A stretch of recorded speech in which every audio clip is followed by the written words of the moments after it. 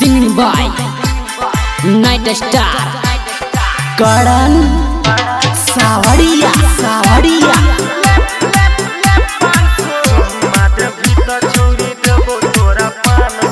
चुम्मा देवी तो छोड़ी देबो तोरा 500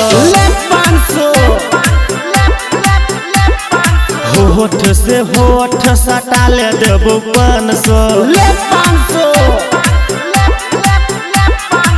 नखरा देखे वही तो जेबही परान सा नखरा देखे वही तो जेबही गई जान सा लहंगा उठान छोड़ी देबो तोरा 500 चुम्मा देवी तो छोड़ी देबो तोरा 500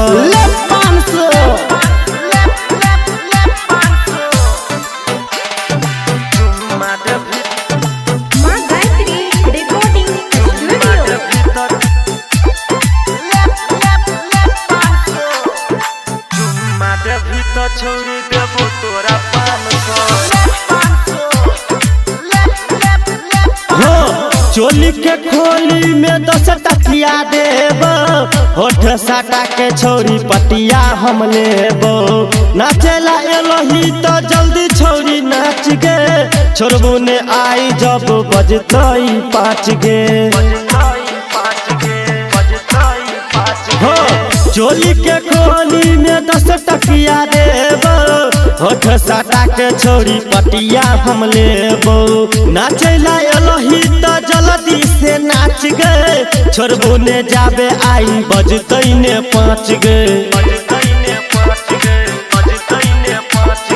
मेल करा ले छोड़ी गेहूं के धान सा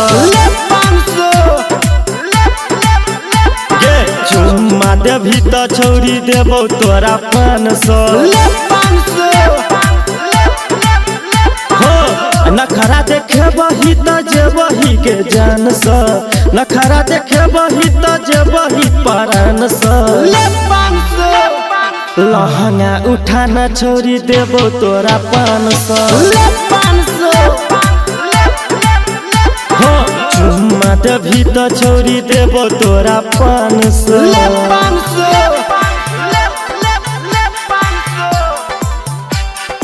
चुम्मा देवी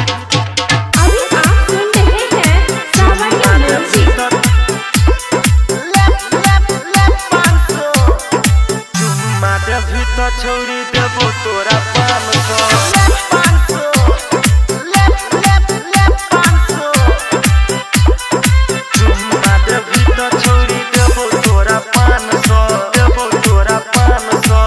करण सावरिया तोहर बनतो भातार गे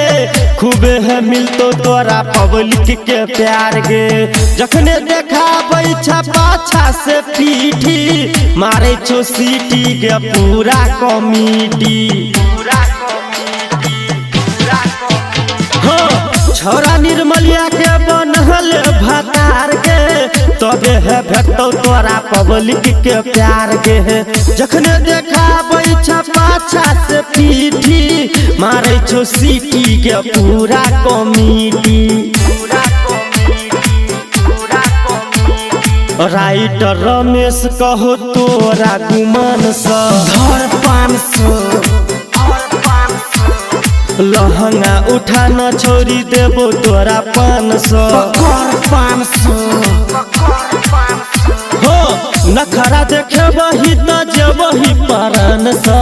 नखरा देखे वही तो जेबही गजन सा 500 चुम्मा देवी तो छोड़ी देबो तोरा 500 लहंगा उठाना छोड़ी देबो तोरा 500 चोली में देबो गए भेले रघु बाबा के घर खाली।